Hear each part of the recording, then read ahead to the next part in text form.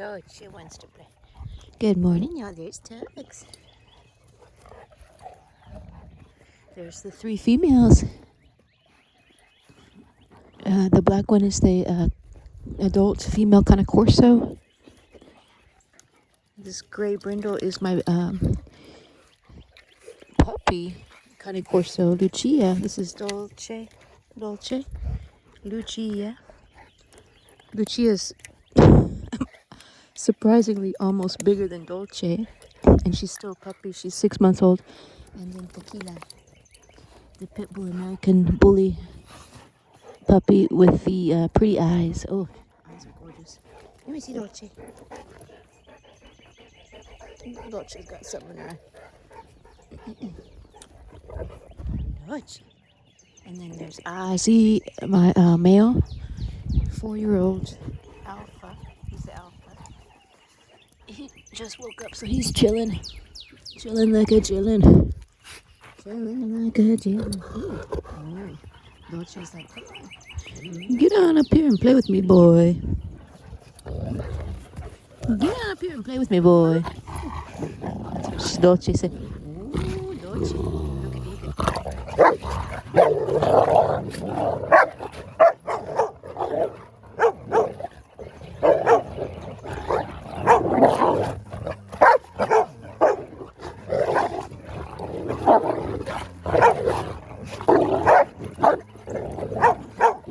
Okay, so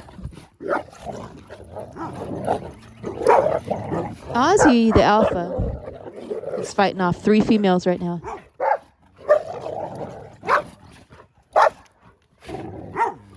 He was letting them play, but now he's getting up and asserting himself. Now, one thing I'm noticing in Dolce, she's barking more than she used to when she does this play fight with him. Her bark is a little bit different. Look at their tails. See, Ozzy's tail is sticking up. It's not neutral. Dolce's tail is kind of neutral, and so is Lucia's. So they're play mode. They're all play mode.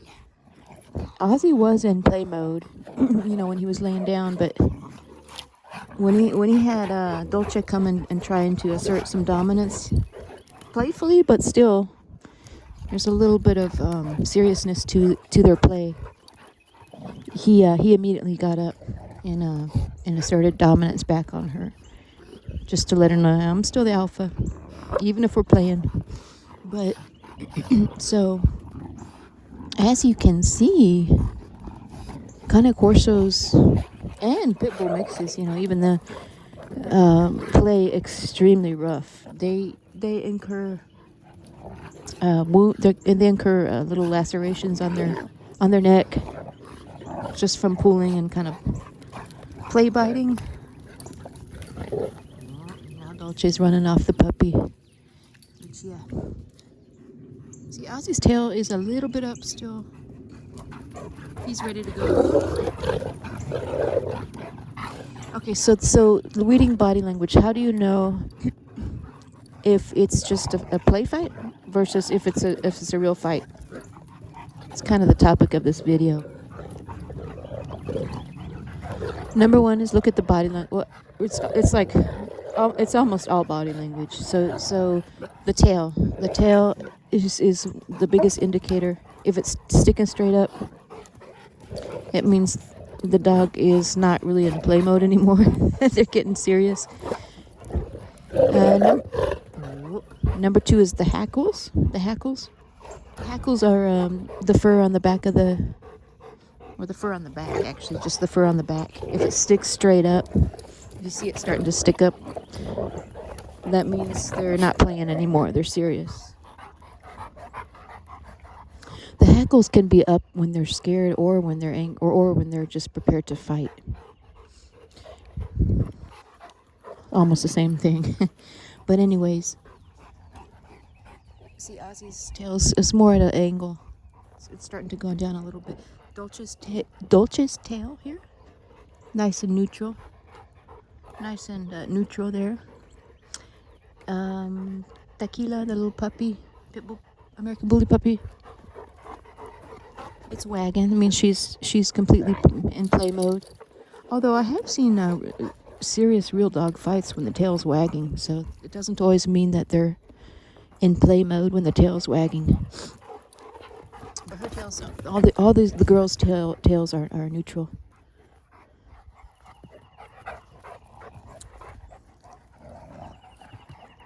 Okay, so tail, hackle, the fur on their back, and then posture. Posture's a huge one too. If you see a dog kind of like putting their neck over the other dog's neck, Dolce will try to do that to Ozzy. And he'll allow it for a quick second, but then he'll quickly, he'll extinguish that gesture. But yeah, so a dog putting its neck on another dog's neck, a sign of dominance. Or a dog kind of, I call squaring up to another dog, meaning like they put their shoulder to the other dog's shoulder and they just kind of like walk to the side in the dog's space. I'm trying to explain it. And they kind of like circle around the dog or tower over the dog or put their front paws on the dog's back or what else? Or hump or start to hump. That's all signs of dominance. And those gestures can bring what started out as a play fight. Those gestures can, like, within a second turn to a real fight. If the dog that's being dominated on gets ticked off and says, "Oh hell no, we're not playing that." So that's where I'm at with this pit bull American Bully puppy. If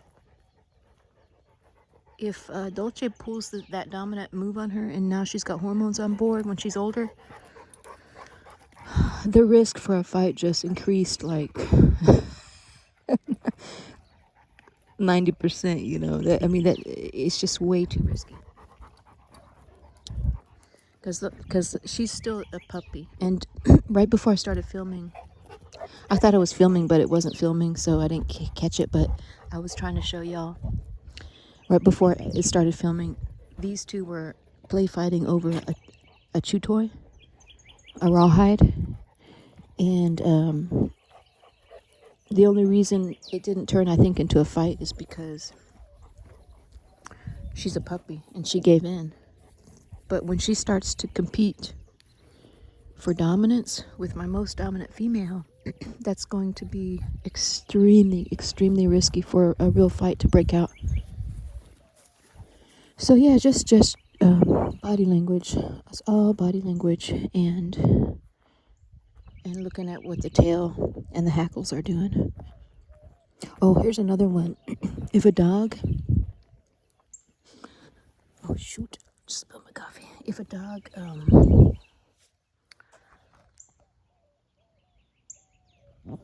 starts to look at another dog with like a really seriousness straight on in the eye, that can be that can be a sign of a challenge which may break out into fight. Contrasted to, here's a play gesture. They call it the play bow. That's a gesture of I'm definitely not wanting to fight. I'm wanting to play. Is when the dog drops, like the dog is standing and then he kind of bows down and drops his front paws down. Sometimes it's like it happens in a millisecond. You just see them do it real quick. They drop their front paws down and spring back up. That's called a play bow.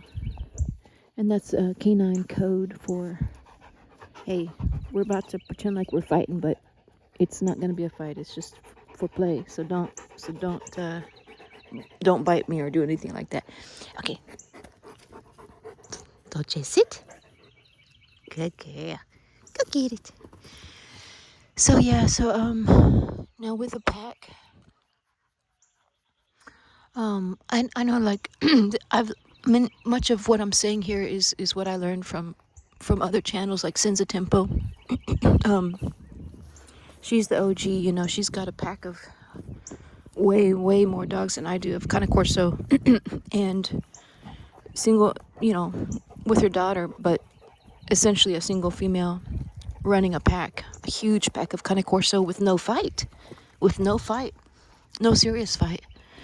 So what I learned is, you know, from her and also from other channels of more experienced people, and now also from experience a little bit here with my pack, is that when people say, "Oh, a fight broke out between these two dogs," and there was no warning, that's incorrect. There's always a warning. It's just that the person didn't recognize the warning, and so the warning is that all that body language, like I was talking about, to look for. But see, with my situation, like Rachel, she doesn't work. She the sense of Cane Corso, I shouldn't say that she works. She works hard, but I'm saying she doesn't work away from the home. So like I do, so she's there to kind of monitor and see body language and prevent fights, you know, and things like that. So since I work away from the home for most of the day, I can't risk not being here, not being able to monitor that body language with the dogs and break up a fight. And shoot, even if a fight did break out, I wasn't able to catch it. Chances are I may not even be able to. Chances are very high that I won't be able to break up a dog fight with a dog this size. So that's what I guess the short of it is. I need to not take chances with keeping same sex, same gender dogs that are extremely dominant in my pack. When they're adults and hormones are on board, so that's why this it's gonna break my heart, but that's why this bully pit bull puppy here, Tequila, may have to find a new home here. I'm fostering her anyway, but I really I'm really attached to her. She is just unbelievably, gosh, if I didn't have other dominant breeds, I would keep her. She's just an unbelievable dog, extremely affectionate, protective, super strong, all the good qualities of a bully breed that you want.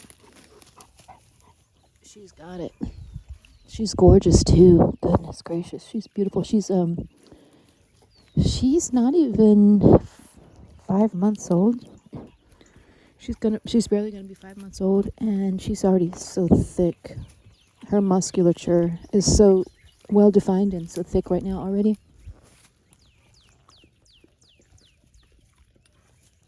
In fact, I just had to put a new collar on her. I had to put this chain because the cloth collar, it was almost busted. It was she's growing. Her neck is growing so fast that she was outgrowing that cloth collar. So yeah. Maintaining a pack of dogs, man, it's no joke when you have a dominant guardian breed like this. It's no joke when you,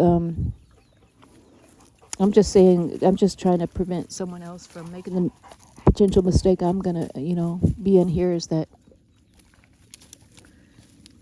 if you're not home and having your eyes 24/7 on the dogs, and you have dominant guardian breed like this,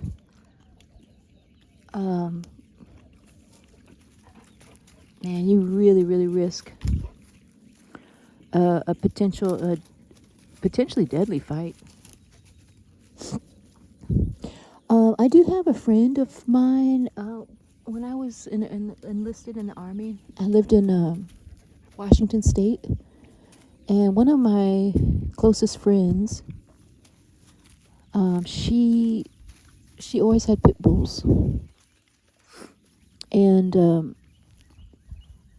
I remember she had these two gorgeous pit bulls, Bula and Una. She was Filipino, and she had these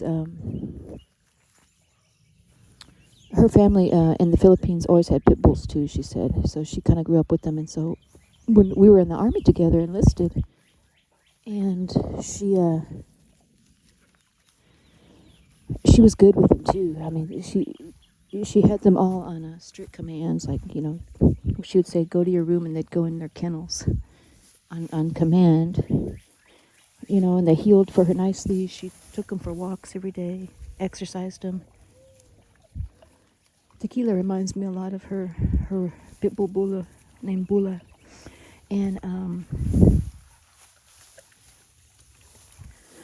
yeah, so Bula and Una, absolutely gorgeous. I mean, that's when I really started to appreciate the pit bull. What a gorgeous breed it is. Beautiful dog. Come. Anyway, what I'm trying to say is what happened is that, long story short, or long story long, they got into a fight, and one of them died. They got into a serious fight. And she told me that over the phone, you know, after we had gotten out of the army, and or she had gotten out of the army, and I moved to a different state, but we kept in touch. But she told me over the phone once, yeah, I had to bury my dog. It's no joke. It's no joke. And these, you know, the thing is, you know, the whole saying, you shouldn't anthropomorphize, you shouldn't put your human emotions on the dog. The dog doesn't think like a human. The dog is a dog. These canines are, they kill to survive in the wild. That's how that's what they've evolved from. And it's, you know, that survival instinct, even though they're domesticated, is still there. They're still primal animals. And it's not the dog's fault, but that's just a dog, you know? So it's just how the dog was raised. So that's why, you know, humans have evolved with dogs, and so you have to maintain that pack leader role, even though, you know, she was the pack leader. But I think what happened in her situation is that she wasn't home at the time, and the two dogs were left together, which she thought was fine. She was at work, and because they never had a fight like that. But honestly, I don't know. There probably were warning signs that either she didn't pick up on, or that she thought wouldn't escalate into a deadly fight, and it did. So anyway, y'all, that's why I'm so serious about my decision here about Tequila. As much as I love her to death, I'm so attached to her.